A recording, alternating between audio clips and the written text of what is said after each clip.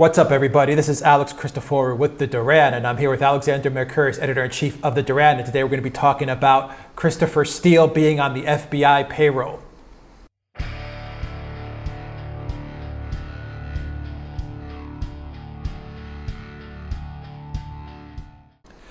Alexander, it's now confirmed that the British spy, Christopher Steele, who is the centerpiece and in the middle of the entire Trump Russia collusion hoax. I call it a hoax. You phrase it otherwise, but you phrase it close to a hoax. It's confirmed that Christopher Steele was indeed on the payroll before the FISA warrant, after the FISA warrant, during the campaign and before the November elections, and after Trump was inaugurated. Give us some background as to what has been confirmed, because this is an extremely, I just want to preface this is an extremely underreported story. And you mentioned earlier in our conversations before we did this segment that you can only find this story being reported in a few outlets, one of which is the Washington Examiner with Byron York, and RT also reported on this briefly. But this is an extremely underreported story, but it's a huge bombshell story as well. So take it away, Alexander. What's going on here? Well, I think what we now have, and I think this is something that, as you correctly say, has been disastrously underreported, is dribs and drabs of evidence coming out very slowly from the Justice Department and the FBI, which now have confirmed the worst suspicions that many people had about what was going on during the 2016 election and after the 2016 election in the Justice Department. Now, there's long been suspicions that the FBI actually paid Christopher Steele. Christopher Steele, let us remember, is the person who wrote the document I normally refer to as the Trump dossier. This is this extraordinary collection of supposed reports based upon alleged Russian sources, which allegedly outlined a collusion conspiracy between the Russian authorities and the Trump campaign, and which it is now accepted was the frame narrative around which the whole Russiagate story was constructed. Anyway, it's now clear that the FBI was paying him, and he was a paid informer of the FBI. And we have found that out from heavily redacted documents that the FBI has itself published. And the second thing, which I actually find even more extraordinary and far more worrying, is that the FBI purported to sack Steele as a source and as an informer when it discovered that in breach of FBI rules, he was talking to the media, to the US media, and that many of the stories that were appearing in the US media before, during, and after the election, the presidential election in 2016, were sourced from Steele because he was talking to the media, which is strictly against FBI rules. And it turns out that what the FBI did, and it was done with the full knowledge of people in the FBI, was that there was an arrangement made whereby Steele remained in contact with the FBI after he was supposedly sacked. He was speaking to a Department of Justice official called Bruce Ohr. Bruce Ohr's wife worked for Fusion GPS, the company which in fact paid Steele to get all this dossier material. And that way, the FBI remained in touch with Steele even after they had theoretically sacked him for breaking the FBI's rules. So, I mean, we are seeing here, it seems to me, an extremely ugly picture starting very clearly to emerge. All of this has been suspected. We now have proof. And why was this all done? Well, the answer was that the FBI were hoping that Christopher Steele was going to be the source that was going to provide them with the evidence that would verify the Trump dossier, and which the FBI would be able to use in its campaign to basically prove collusion by the Trump campaign and the Russians, and in that way, ultimately, I have no doubt about it, bring down Donald Trump through impeachment. Now, currently you're in Athens, Greece, but as all our viewers know, you reside in the UK. So you follow, so you actually are privy, you're a lot closer to what's happening to Christopher Steele in the UK right now, because we haven't seen Christopher Steele testify in the US, and we haven't seen him show his face anywhere. Right now, all we have is a name and a few photos on the internet. But being in the UK, you have a better picture as to what's happening with Christopher Steele. And there is some news trickling out of the media that say Christopher Steele is involved in various court cases.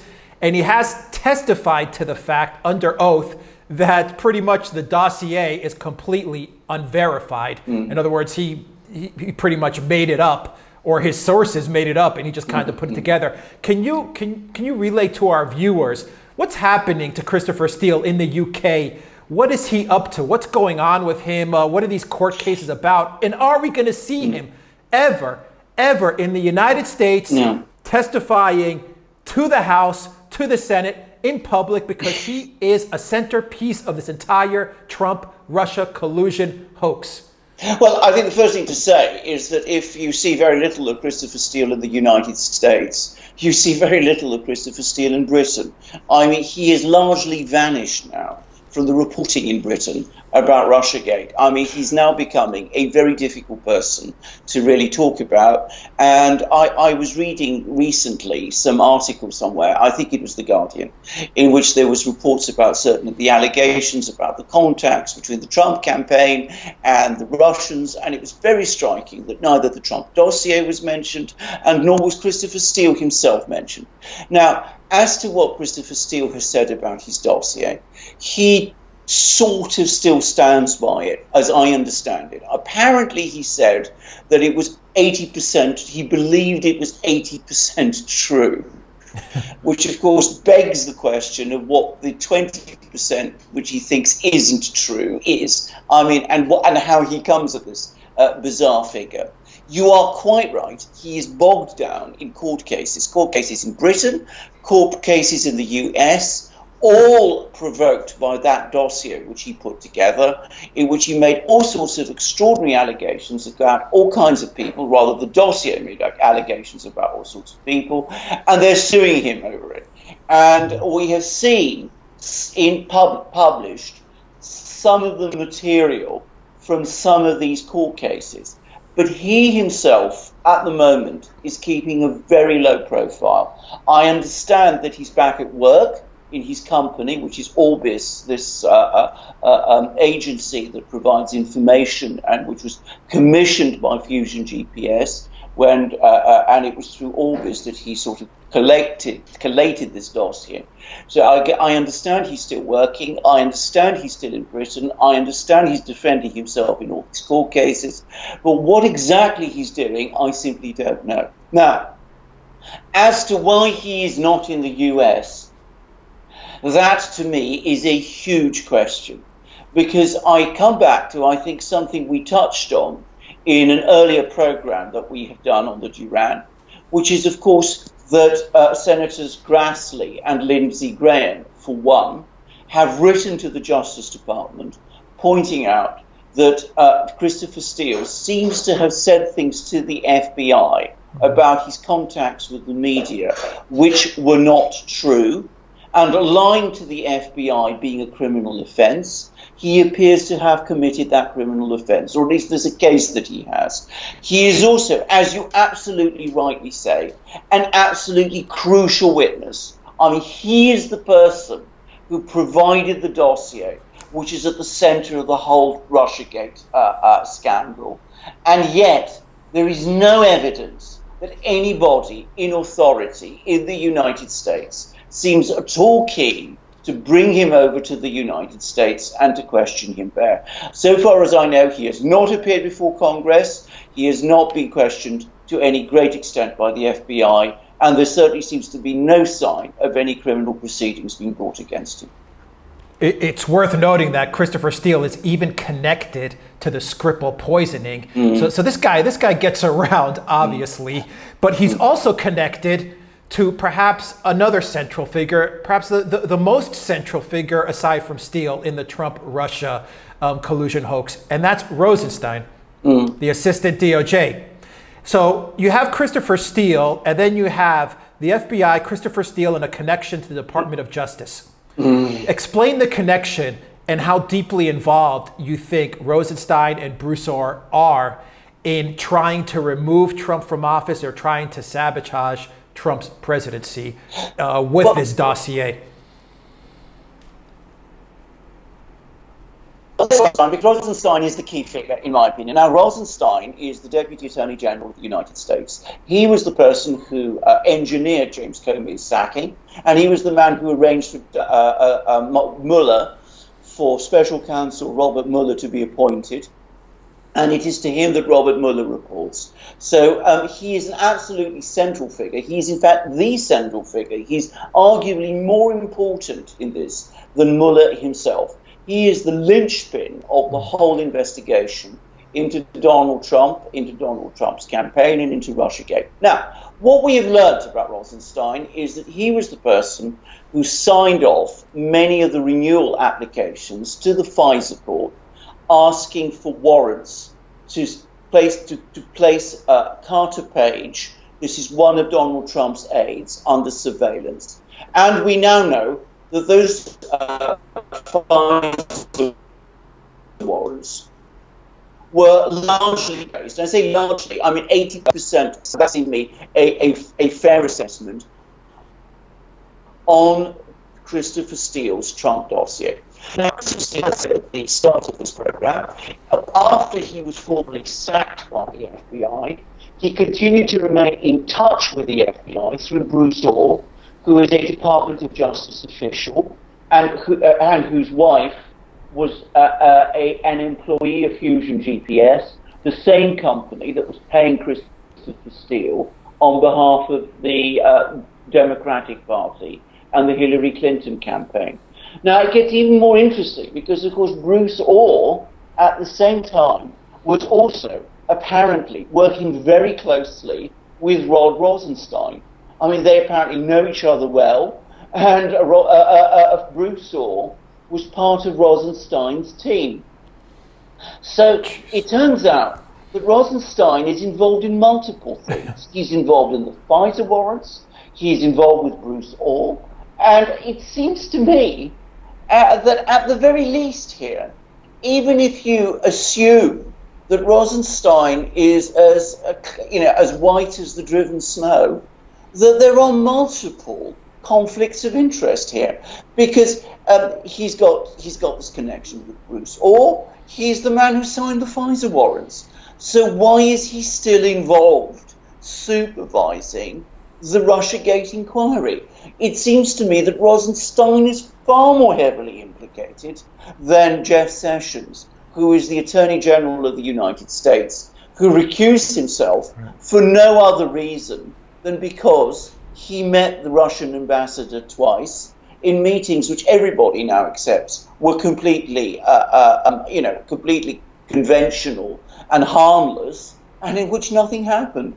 So Jeff Sessions has recused himself, and Rosenstein is actually running the whole thing, even though there are serious questions to be asked about his conduct. And I am astonished again that so few people seem to be making this point.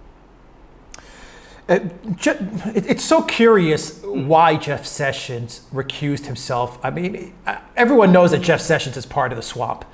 And when he recused himself, it was almost like he knew what was going to happen and he knew what Rosenstein was going to do. I think they're all part of the same deep state swamp, and it's almost like this whole thing was one big, massive setup. But going back to Rosenstein, because it seems like Rosenstein knew his place and what he was going to do in order to derail Trump. Do you think that Congress, the Senate, is now going to move to impeach Rosenstein, number one?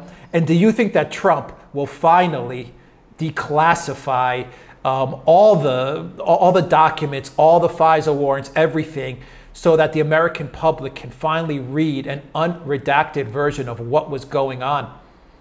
But can I just say something about Jeff Sessions? I think what you said, that Jeff Sessions may have understood a lot more than he made out, and may have been a conscious consciously complicit in this whole business. I absolutely think that that is what Donald Trump himself thinks. I mean, Donald Trump is very angry with Sessions, and I think he feels that not only did Sessions let him down, I think he's now coming around to the view that Jeff Sessions has been working against him. Now, whether he's right about that, I don't know for a fact, but I can certainly see why a lot of people believe it, and I'm pretty sure Donald Trump himself believes it. As for Rosenstein, there are already people within the House of Representatives who have moved for Rosenstein's impeachment. I suspect that is going to gain traction as this thing grinds on. And if the Republicans hold on to the House in November, which is possible, I mean, the odds are not great, but I mean, there is a view that they're more likely than not. If they do hold on to the House, I think the pressure for that will become much greater. And I think the pressure to have Trump declassify all this information is going to become unstoppable. Because what the Department of Justice and the FBI is doing is they're pretending to comply with all these requests for information to be provided. And they provide documents, which they are required to do, but then they redact them ruthlessly in order to conceal what was going on by claiming that it is for national security reasons. Now, people like Trey Gowdy, Representative Trey Gowdy, are saying that only about 5% of those redactions are genuinely justifiable on national security grounds. So we're talking about 95% of those redactions, which should be should be cancelled, so that we can get a sense of what these documents say. And I think, again, the pressure on Donald Trump to do it, and I suspect Donald Trump's own willingness to do it, is going to increase. So yes, I think the likelihood is that we will see them all eventually. And so, wrap this up for us, Alexander. When we do see the unredacted documents, what is going to be the final conclusion on this entire 2-year Trump-Russia collusion narrative? What's going to be the truth that we're going to all finally see? Right. Well, I'm going to express what my opinion about the truth is. Right. I am quite confident that my opinion is true. What we will see is that there was an effort within the Justice Department and the FBI and other sections of the US intelligence community, the deep state in other words, to prevent Donald Trump becoming president of the United States. They seized on this dossier that Christopher Steele gave them. They didn't verify it properly. They were actively working with the Democrats and with the media to spread the stories about this dossier as far as they could, election and after. And they remained in touch with Christopher Steele because they were hoping that Christopher Steele was going to prove to them that all this information in the dossier was true. And the reason they did that was because they did not want to see Donald Trump elected president of the United States. And they pulled out all the stops to stop him becoming president. And they were passing all these FISA warrants. They were using the Trump dossier to gain these FISA warrants. They were eavesdropping on members of Donald Trump's campaign. They were spying on people like George Papadopoulos. They were spying on people like Michael Flynn. And that was what the entire objective was all along. I have no doubt in my own mind is what Donald Trump thinks. That, I think, is what a lot of the Republicans in Congress now think. And I am sure that when we see this, it will be shown that that opinion is true. So there was a conspiracy during 2016 to prevent, to change the election outcome. That conspiracy was not by the Russians to get Donald Trump elected. It was a conspiracy by sections of the US deep state to prevent Donald Trump becoming president of the United States. The Democrats were party to it, it, sections of the media were party to it, Hillary Clinton and people around her, to a certain extent at least, were parties to it. And I think that is the real scandal of the 2016 election. And I would add one other thing, which is that this conspiracy, and I think the word conspiracy is a justified one to use, given the enormity of what was going on, continued well into 2017, and via the Mueller investigation, it continues to this day. And so, in closing, Alexander, real quickly, my comment, and I want you to react to it, the whole Russia election collusion, the meddling, was just a pure distraction. It was smoke and mirrors. It was take a look at this shiny ball and don't look at this one. Just keep your eyes on this Russia thing, but don't look at the intelligence community, the FBI, the DOJ, colluding with Hillary Clinton, colluding with a British spy in order to remove Trump from office. Is that correct or not? Well, it's absolutely correct. And I come back to a point which, again, I think both of us have made in previous programs. You want collusion with Russia? The Democrats colluded with Russia through Christopher Steele. Christopher Steele got his sources in Russia. Now, I'm not saying that those sources were acting for the Russian government. But, I mean, those were Russians, at least allegedly, if it wasn't, as you said, all made up. I don't think it was completely made up, by the way, and it's not by Christopher Steele. But I mean, I think these people in Russia, some of them probably do exist.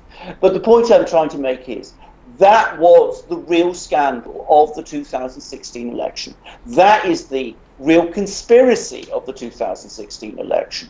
All the nonsense you are hearing about a collusion between Trump and the Russians is part of the alibi, if you like. It's the smokescreen. It's the cover-up to hide what the real scandal was. An intelligence agency did try, or rather intelligence officials did try, to change the outcome of the US presidential election of 2016. It wasn't Russian intelligence. It was US intelligence, and possibly parts of British intelligence also. Yeah, pure projection.